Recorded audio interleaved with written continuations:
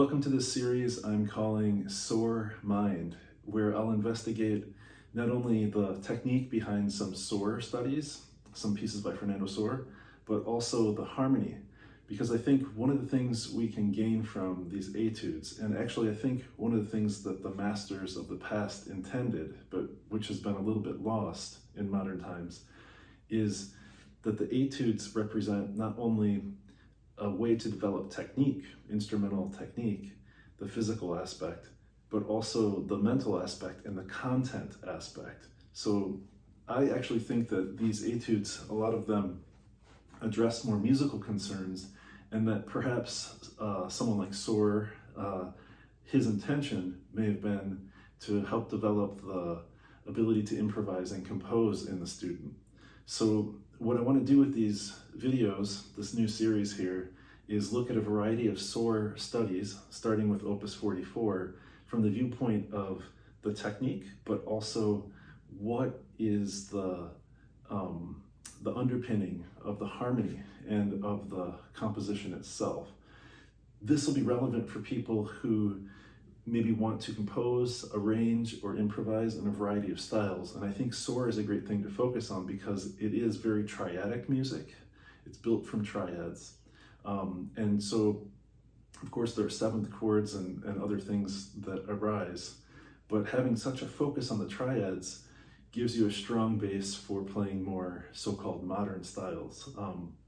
So if you know the note names in first position, and you can read in first position, then this will be a great lesson for you. If you aren't there yet, don't worry. I think if you spend some time with this video, it will help considerably in kind of reaching that goal of knowing the note names here and being able to read. I will include free notation in the description below, so please check the video description for a link to a PDF for the notation. So I will reference measure numbers. So as I'm kind of going through the lesson, you can reference those on the notation as well, so you know where I'm at. So let's talk about just the first little design in this study, Opus 44, number 1. So it begins with a pickup, the note E, and then it has a descending triad. This is the tonic triad. This is C major. So we're starting with the third, 3, 1, 5, 3, 1. Now I'm singing an octave lower because that's where my voice sits. But if you were solfeging this, it's mi, do, sol, mi. Just a C major triad. Now, as we play that, you'll notice that it forms the common C major shape that many guitarists know. Now, this right away brings up a question. How should we approach the left hand? It looks like a melody on the page, but it is an arpeggio. Should we do a harmonic fingering where the notes overlap? Or more of a melodic fingering where each note replaces the previous note? Now, I think if we play it in a strict melodic way, it's a little bit silly. It's a good exercise, but I don't necessarily think it's what Sor intended. In fact, in his method, he says something about leaving the left hand fingers down as much as possible and just letting the harmony accumulate. And that might be an approach we'll take here. So you could start with the C major chord down. But I do think when we switch harmonies, it's important to be sure that we don't have the elements of the previous harmony overlapping, because that can create some unintended harmonic effects. So a word about technique. I start with the middle finger, and then I play what I call fifth position in the right hand. My thumb is on the fifth string, so I'm playing thumb, index, middle, ring on the inner 4 strings. I call this fifth position. Thumb on the 5th string. So I'm starting really my hand is in this position, but the M is starting extended out to the first string right in the beginning. and then I just come down, A, M, I, P. Now in measure 2, we have another arpeggio, and you could play it P, I, M, A, and then since we have notes on the top 2 strings, I play index middle. Now what is this harmony? So really this is a G7 harmony, but it's in first inversion. What that means is that the third of the harmony is lowest. So if you were to play a big G7, you know, a lot of people know this G7 chord. The bottom of this chord, 1, 3, B is the third of the chord, and really that's where we're starting. So he voice leads a half step from the root of C to the third of the G7 chord, and then he changes directions and he comes up. Now, in measure 3, the design has skips. It's not scale-wise, so we suspect it might be an arpeggio, and it is. The G7 harmony continues for 2 bars. So for bars 2 and 3, that's all G7. In jazz talk, we would call this chord tone melody. So the melodic design is totally based on the arpeggio. Let me back up a second. I'll say the harmonic degrees in numbers. So for G7, we have 3, 5, 1, 3, 5, flat 7, 5, 3, 1, 4. I'm sorry, 4 of the key, but flat 7 of G7. 3, 5, 1, 3, 5, flat 7, 5, 3, 1, flat 7. All G7.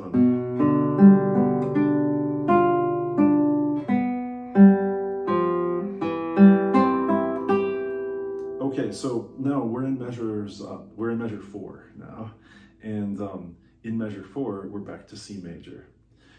It's a C major arpeggio from the third. We have 3, 5, 1, 3, 5, 5.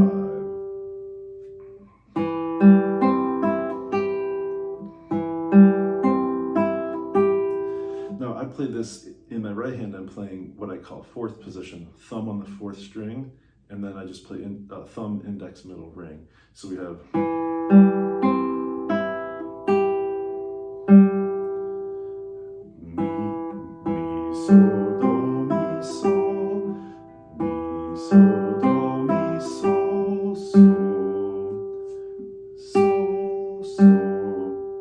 one of the things that makes Sor's melody so interesting is where there are leaps. So he is voice leading often from harmony to harmony, but there are lots of larger leaps as well. So in that 4th bar, where we go from C major, he jumps down an octave, and then we're on to sort of another device or approach that we'll often see in this music. Now this is what we call monophonic music, right? It's one note at a time, at least so far. And in monophonic writing, a succession of notes could suggest a harmony, but we can't necessarily always be super clear that it's a single arpeggio. Like in these first harmonies I showed you up to this point, it's pretty clear that they're arpeggios and, you know, so-called chord tone melodies. But in this next bar, bar 5, we have this succession of tones. Listen. La, do, re, fa, la, do, re, fa, or A, C, D. Now, a jazz musician might say, oh, that's a D minor 7 arpeggio. But in Sor's thinking, we might say that this A, C belongs more to an F major chord or an A minor chord. And then this D, F could be a lot of things. It could be part of a G7 chord, like I was showing you the big G7 that we know. If you put the D down on the second string, and then you just have these top two notes, right? This is the fifth and the flat 7 of G7. Or it could be part of a B diminished triad. The point is, it's a little ambiguous because we only have that single note and maybe its note next door, and then we're on to something that belongs to a different harmony. So we won't label these right now. We'll just think of them maybe as two sets of two notes that could represent various harmonies. They are turning us around though to measure 6, where we have a sense of maybe a 5-1 type sound. Let me play you measures 5 and 6. Take a listen to this. So we have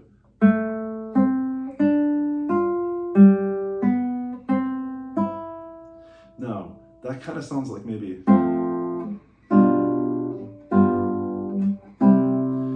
it sounds something like that, like maybe a cadence that's driving us to a 5-1 in measure 6. So what is the lesson here? I mean, what can we learn from that?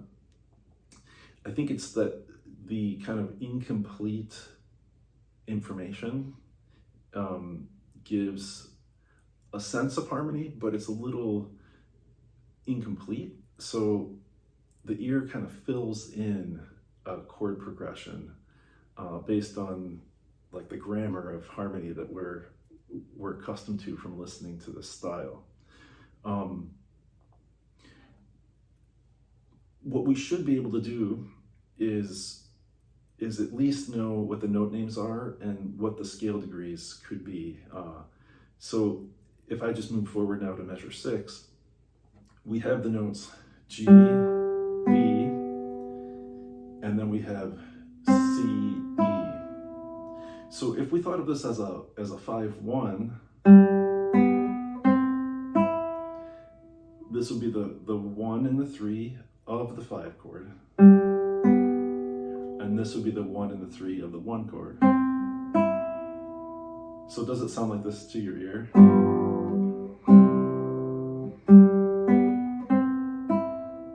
Or maybe, or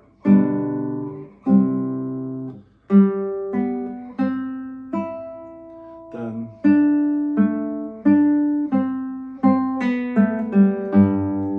now bum bum bim bum do ti la so so. This overall harmonic kind of accumulation of this line gives us a sense of a big 5 chord moving back to our main thematic thing in measure 9. So I would say, like, from bar 7 and 8, essentially, you know, it's like a 2-5-1 in jazz language, but it's almost like D minor. And then here we have a 5. It's sort of a 4-3 suspension on the 5 chord. So C, B, G, C, B, A, G, G. This feels like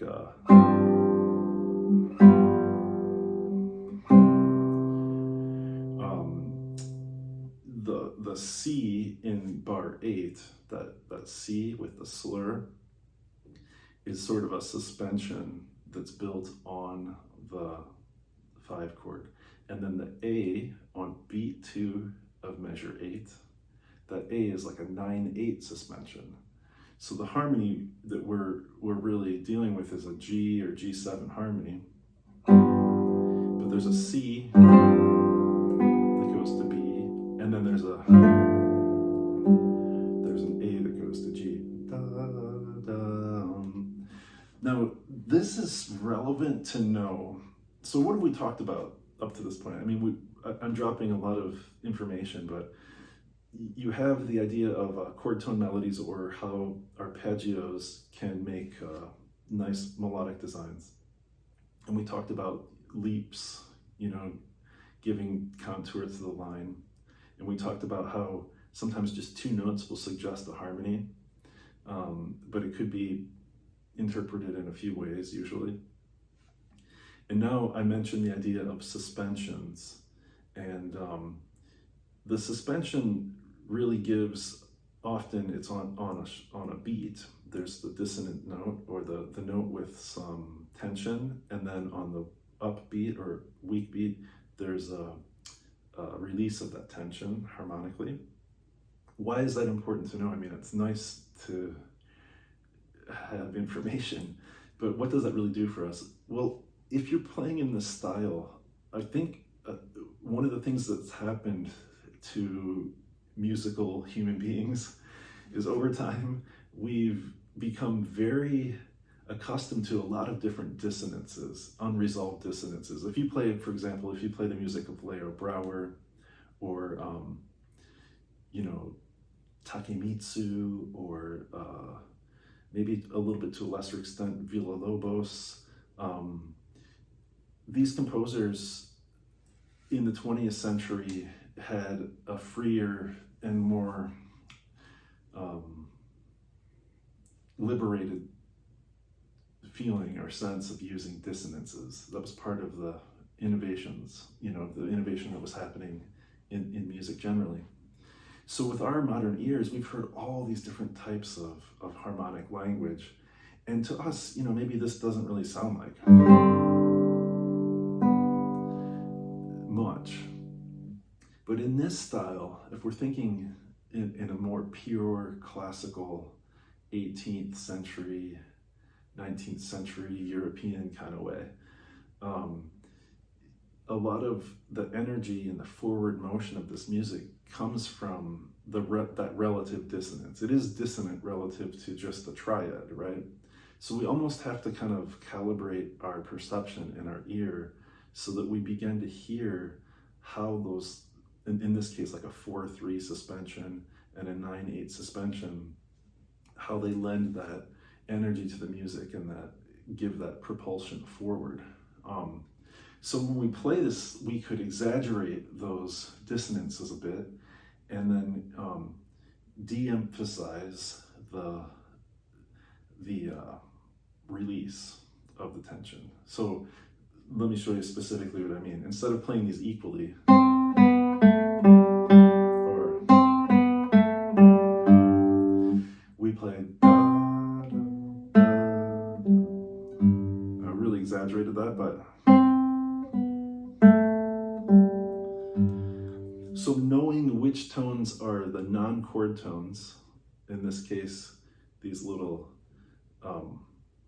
dissonant notes resolving, gives us a better sense of the style, and then it will give us more expression and kind of more drama in the music, less robotic. So where are we? We are now in measure 8, and we finished out basically that first part of the piece, that first quarter of the piece.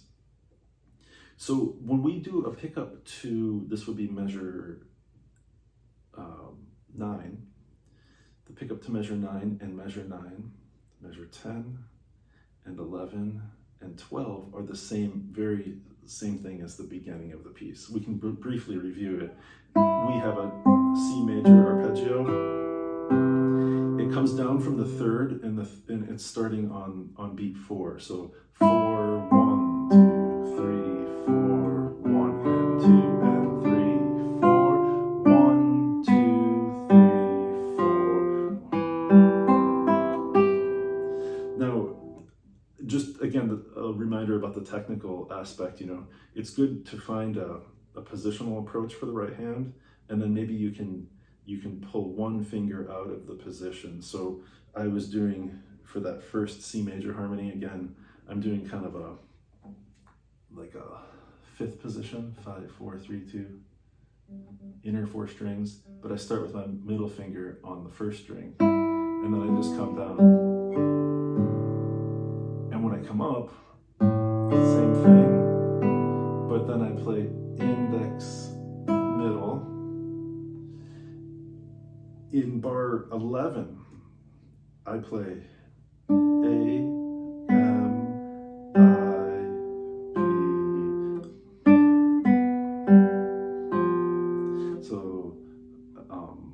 let's do the pickup to bar 11. I play M, A, M, I, P. Now, earlier I made a mistake and I said that that was the 4 when I'm saying all these arpeggio numbers and stuff. And I said it was the 4, and then I corrected myself and I said it's the flat 7. So it's the 4 of the key,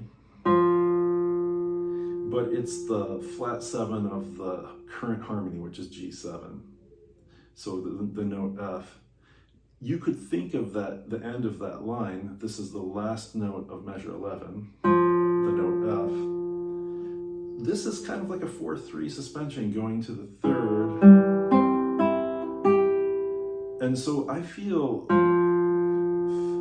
fa, mi, fa, mi. Now it's not a slur, and naturally a slur gives you a little more articulation, a little more weight on the first note, and then generally you would have a little less on the note that you're kind of plucking with the left hand. But here, just being aware of that harmonic tension, that thing is kind of coming onto F, and then the F resolves to the E at the beginning of bar 12. It's the same concept as the 4-3, or the it is a 4-3 kind of suspension, if you like. So let's do the pickup to bar 11 slowly. We have F, then we have D, B, G, which is the root of G7, that's where we're at. Fa, mi, fa, mi.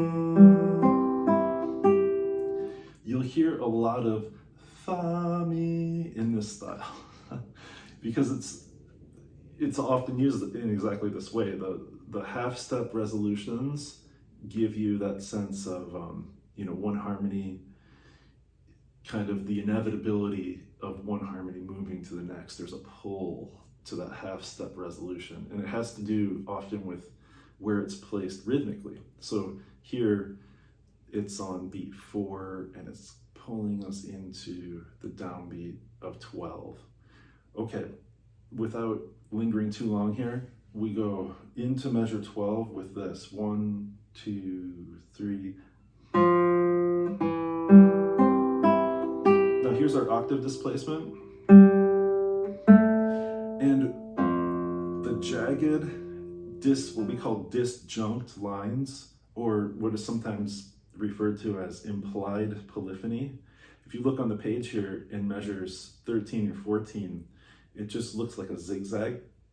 Here too, there's a question in my mind. I wish I could sit down with the maestro, Fernando, and ask him how he would like this played, because we could play it one note replacing the other, or we could play it like this.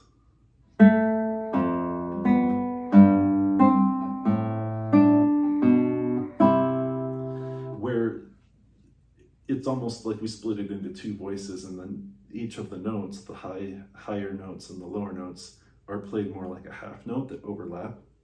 And I'm wondering what Sor would want. But at any rate, if we think about this is something you can practice. You can do it both ways and see what you like. Listen to recordings, see what players do, and what you think is valid. It's good to have the control, though, to create that,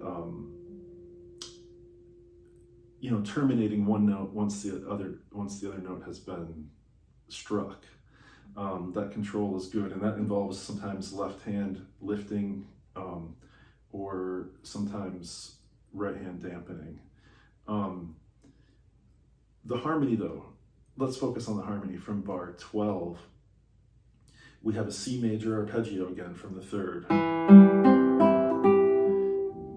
so, do, mi, so, mi, so, do, mi, so, 3, 5, 1, 3, 5, 5. Now what is this?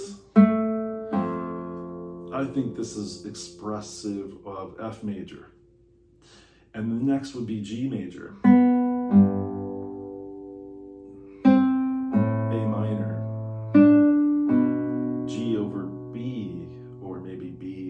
Diminished.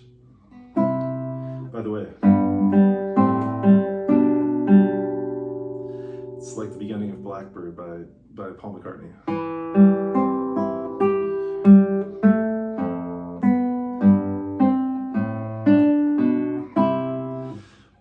Now, if you've listened up to this point, you probably, maybe you don't know actually, maybe you do, maybe you don't know the idea of a harmonized scale. Well, a harmonized scale is just building a triad or other chords, but we'll talk about triads, on each of the notes of the C major scale. And what Sor is doing here is he's starting with a C harmony, then he goes to F in bar 13, or what I'm interpreting as F. What's cool is he goes up the scale, F major, G major, A minor, maybe we'll call it B diminished, or we could call it G7 over B, and then to C in bar 15. So up to this point, everything has been monophonic, everything has been melodic, single note, although we're allowing for maybe the idea of the overlap harmonically. We've got from bar 12, we have C major, all notes of C major. Let's call this F major. That's a 3, 1. This is an interval of a tenth. 1, 2, 3, 4, 5, 6, 7, 8, 9, 10. I'm counting from F as 1. A is our tenth. It's a third, but up an octave, if that makes any sense. Same thing here, that's a tenth. A and C. C and E. This two note in measure 15 there, this two note C and E, it's really almost as if your ear is filling in the full C chord, right? It's enough to tell us that it's major, not minor. And I think because of the overtone series and the fact that when we play this C, we are actually hearing G and E already in the partials, in the overtones. Those two notes are enough for our ear to understand that harmony. So this passage, bars 13, 14, and then the cadence into the downbeat of measure 15, let's call this like just an ascent in tenths up the harmonized scale. F.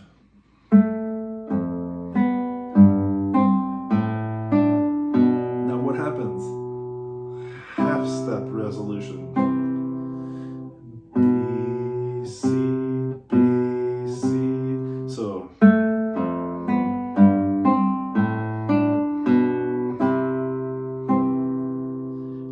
this is C major, then this is cool. In bar 15 there, the last two beats, if you combine all of those notes, so on beat 3 we have an F and a D, and then in beat 4 we have a G and a B. If you combine all of those notes, we have complete G dominant 7th harmony. And then that leads into the next bar, which is comprised only of notes of C major.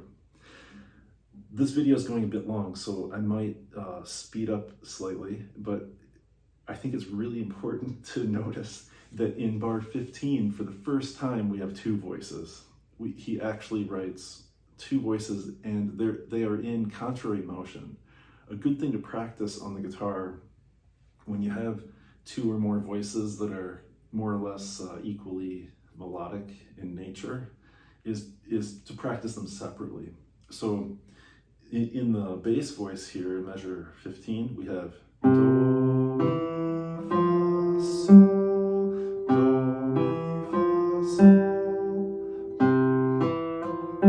It sounds like When the Saints Go Marching In.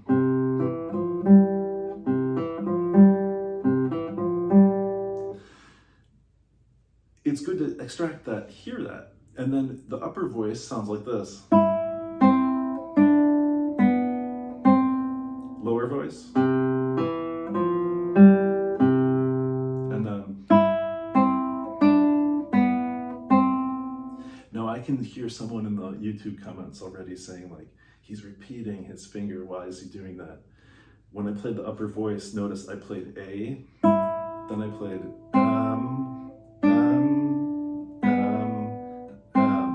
I did exactly what your teacher is going to tell you not to do. I repeated the fingers.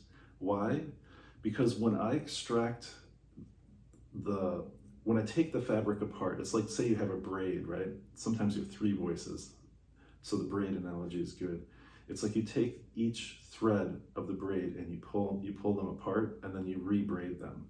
When I do that, when I pull the melodic voice out to hear it in isolation, I try to keep the same right and left hand fingerings. I use the same ones that I would use when I play the other voices and when I play everything together, okay? So what that does is it just kind of prevents me from learning a lot of motions that I'm not actually going to use when I play the piece. Or to put it another way, it helps me focus on those motions that I will use when I play. So I'm still getting the benefit of muscle memory when I'm extracting the voices. So again, the bottom voice, I would play thumb, thumb, thumb, index, thumb. The upper voice, I play ring, middle, middle, middle, middle. Let's hear them together.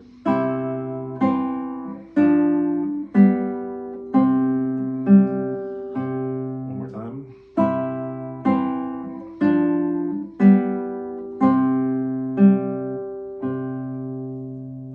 Okay, now this is really the midway point of the piece. And I think what I'm going to do is stop this video and I'm going to make another video starting at the second half. So this has been Sor Mind, Opus 44, number 1, part 1 of 2. And please leave comments, tell me what you think about this series. I could go for a long time on this because there are many Sor etudes and I enjoy it. So I hope you do too. Check the link in the video description for notation and enjoy making music.